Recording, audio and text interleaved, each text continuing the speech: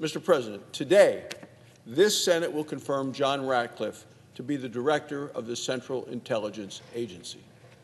This is a win for our national security. Frankly, this should have been done 2 days ago, but Democrats unnecessarily delayed this important vote. John Ratcliffe is undeniably qualified for the job. He's going to lead the CIA without bias and with the safety of the American people being his top priority. Once the Senate confirms John Ratcliffe, we will move to consider the nomination of Pete Hegseth to be Secretary of Defense. America needs a strong, intimidating, and lethal military. Our men and women in uniform, they want to serve in that kind of a military. They didn't join to be joining a safe space or a faculty lounge. They volunteered to serve in the United States Armed Forces, the greatest fighting force in human history. Our nation is counting on President Trump and our military to defend America and to restore peace through strength. The problem is our service members are trapped in a broken system with misguided values.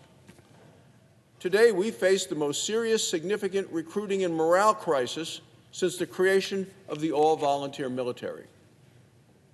The military in 2023 missed its recruiting goals by almost 40,000 people. The Pentagon says that they met their goals in 2024. Well, you know how they did that? They conveniently lowered the goals from the 2023 number. Easy to make the mark when you lower the bar. According to the Department of Defense, more than half of all young Americans say they've never ever thought of serving in our nation's military. In addition to the recruiting problem and the morale problem, we also, at the Pentagon today, have an accountability problem. The Department of Defense last month failed its 7th audit in a row. We need to change course at the Pentagon. We need to get the Pentagon back on track.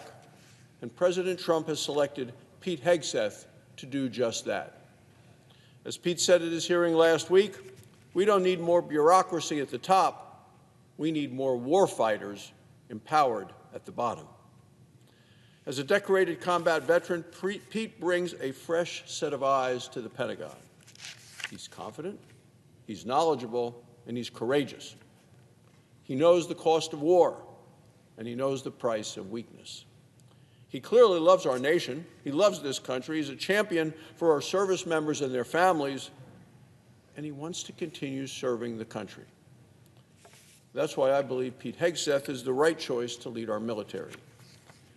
At the Senate Armed Services Committee, Pete answered hard questions with clarity and with resolve. Pete was clear about our mission and his mission.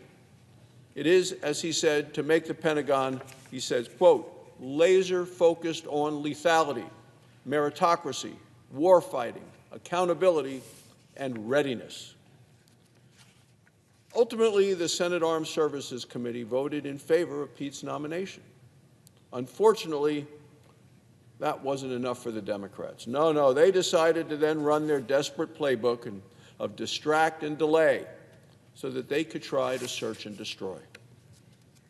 Senate Republicans are not going to be stopped by Democrats' political games. We are moving forward. Perhaps no other cabinet position is more important to the safety and security of our nation than the Secretary of Defense. The American people deserve to have a Secretary of Defense in place and on the job. Now, Mr. President, on a related matter, on confirmation here, our work in confirmation continues, and it will continue later today. Senate Republicans are readying votes on more of President Trump's nominees, and it is a strong roster. Kristi Noem is the nominee to be Secretary of Homeland Security. She will secure our border. Scott Bessent is the nominee to be Secretary of the Treasury.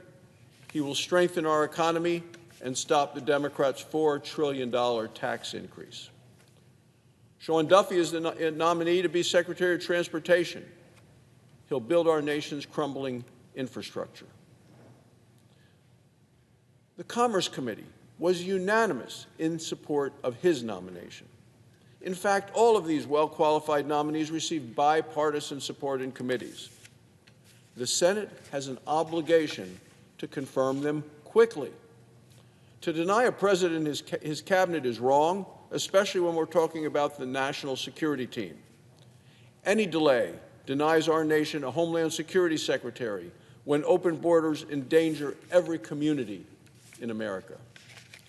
It denies the country a Treasury Secretary at a time when painfully high prices are hurting families and hurting small businesses. It denies the country a Secretary of Transportation when our ports and our airlines need urgent attention. The President deserves to have his team in place, and Senate Republicans will overcome the roadblocks, and we will confirm them. The choice for Democrats is simple: the easy way or the hard way. Mr. President, we are going to get them confirmed.